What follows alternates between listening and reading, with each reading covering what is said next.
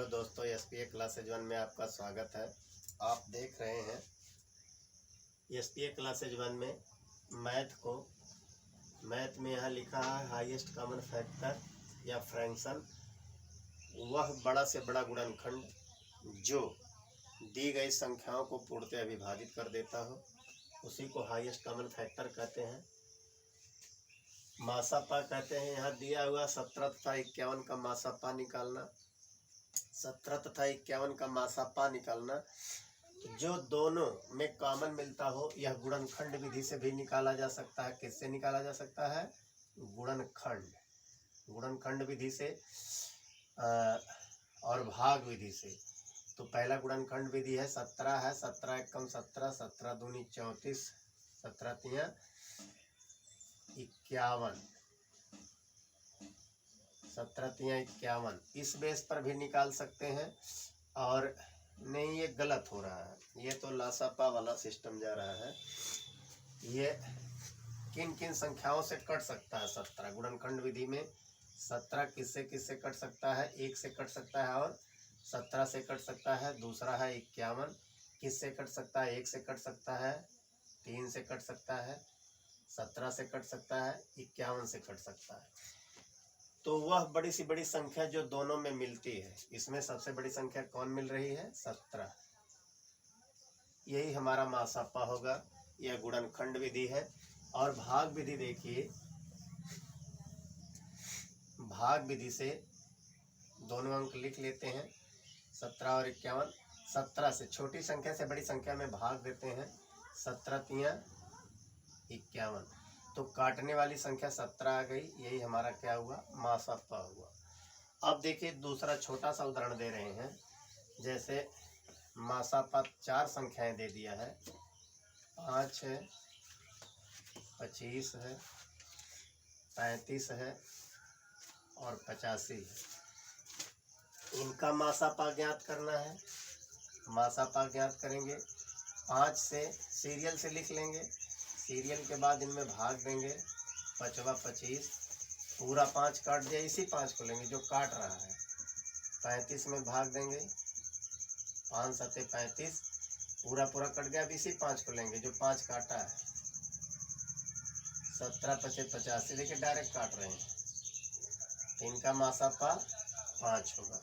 एक चीज नोट कर लीजिए भाइयों, अब ये हो गया तो ये 5 आया है, इसी चीज को हम बता रहे हैं। देखिए,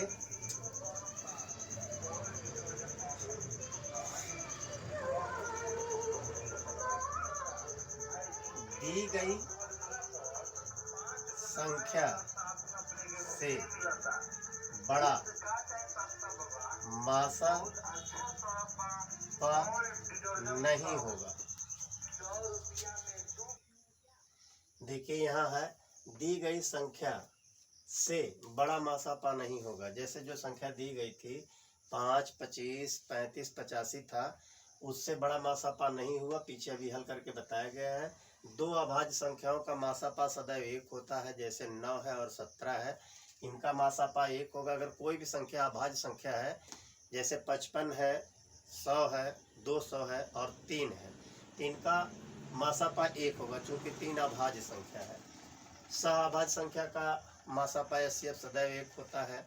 जैसे 25 है और 2 है, तो 25 और 2 एक दूसरे से कट नहीं रहे हैं, इसलिए इनका मासापा 1 होगा। यदि संख्या में सबसे छोटी संख्या दी गई संख्या का गुणनखंड है, तो मासापा एचसीएफ वही छोटी संख्या हो गई। जो पिछला क्वेश्चन था उसको इसी बेस पर हल कराया गया था। 5, 35, 85, 25 था, तो 5 सबसे छोटा था, वही उसका मासापा था। अब हम इसको मिटा दे रहे हैं। अगला क्वेश्चन आप देखिए, लिख रहे हैं अगले क्वेश्चन को। देखिए, यहाँ क्वेश्चन है, वह बड़ी से बड़ी संख्या बताओ जो 171 और 251 को भाग देने पर शेष 3 बचे। ऐसे प्रश्नों को हल करेंगे तो जो मूल संख्या है, मूल संख्या से जो शेष है उसको घटा देते हैं। शेष 3 है, दोनों से घटाएंगे तो यहाँ से घट जाएगा तो 168 आ गया। यहाँ से यह घट गया तो 248 आ गया। अब इनका मासापा निकालना है, भाग विधि से आसानी से निकालिए। भाग विधि से निकालेंगे 248, 168, एक बार जाएगा 168, 8 8 जीरो हो गया, यहाँ 14 14 से 6 गया 7 आ गया, यहाँ जीरो हो गया।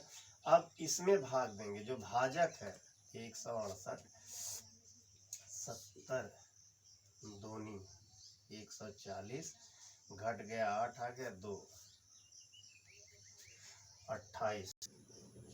देखिए यहाँ पे घटाने में कुछ गलती हो रही है, यहाँ पर 8 आएगा और इसमें भाग देंगे तो 8 दूनी 16, 160 हो जाएगा और यहाँ शेष 8 बचा। अब इस 8 से इसमें भाग देंगे 80, 10 बार गई 8 में 80, जीरो। शेष कौन काटा है? 8 काटा। तो हमारा मासापा कितना आ गया?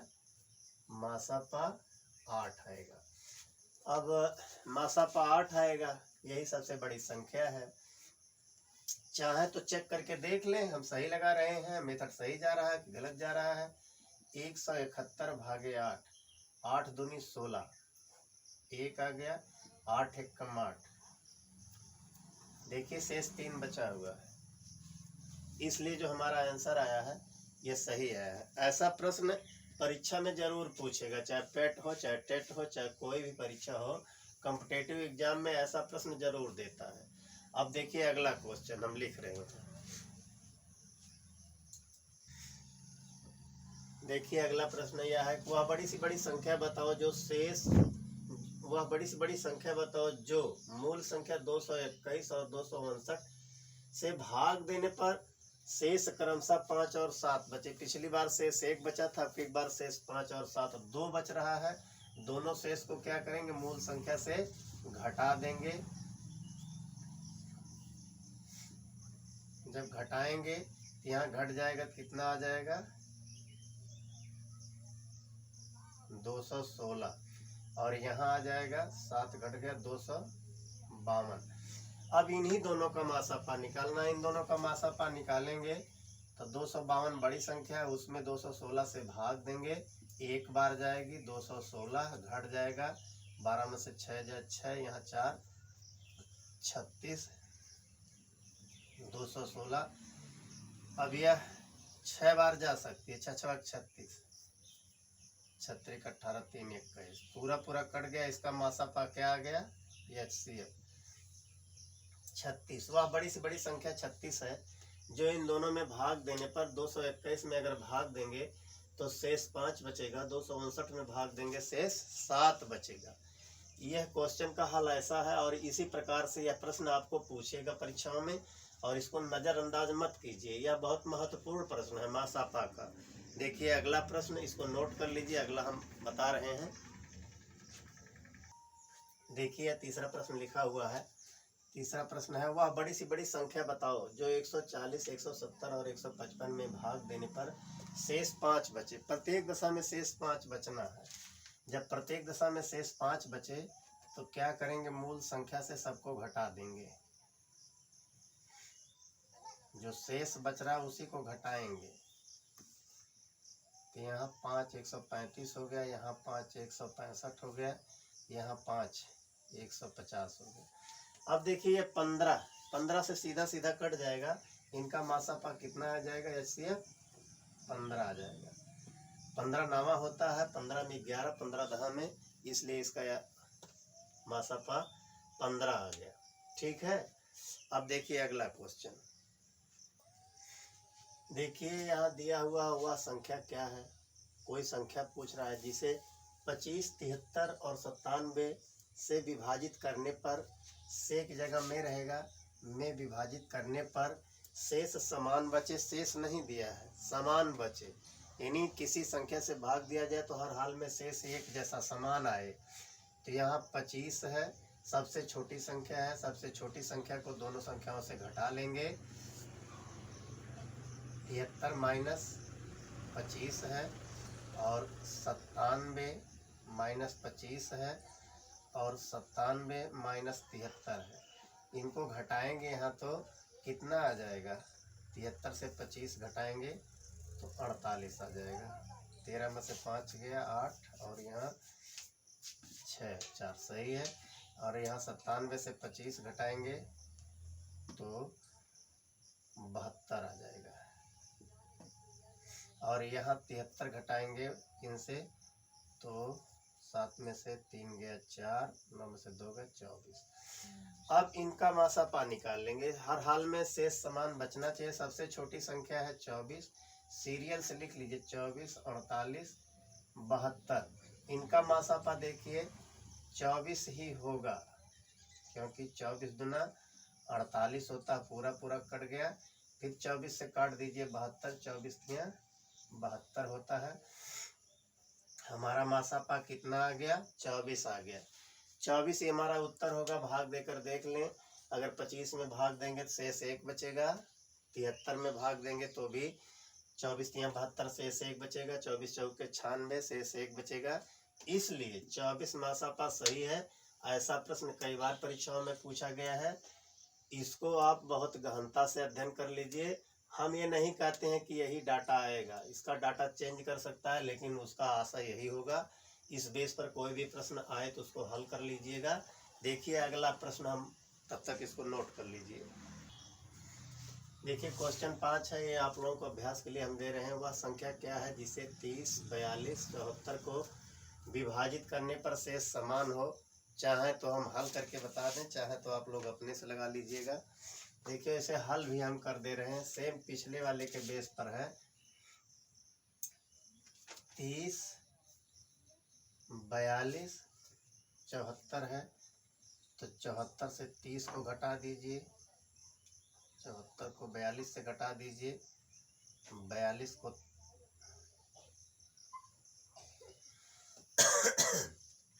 देखिए अब घटाएंगे। 74 से 30 गया तो कितना आ गया? 74 से 30 जाएगा 44 आ जाएगा। और 74 से 42 जाएगा 2 आ गया, 3 32 आ जाएगा। और इससे जाएगा 12 आ जाएगा। देखिए 12 से विभाजित होने वाली संख्या नहीं है, तो इसका मासापा निकालेंगे तो 32। 12 में भाग देंगे, 12 दूनी 24, 8 बच गया। 12 में भाग देंगे, 8 एक कम, 8 शेष 4 बच गया। अब 4 से 8 में भाग देंगे, 4 दूनी 8 कट गया, 4 काट दिया तो 4 से अगला संख्या 44 से भाग देंगे तो 11 चौक 44 कट गया। 4 हमारा शेष आ गया।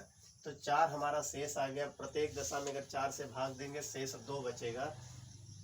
देखिए भाग दे करके 30 में अगर भाग दे रहे हैं, 4 सत्ते 28, शेष 2 बचा। और 42 में भी भाग देकर देख लीजिए, 4 दहा में 40, शेष 2 बचा। इसी प्रकार 74 में भी भाग देंगे तो शेष 2 बचेगा। आज की क्लास यही समाप्त की जाती है।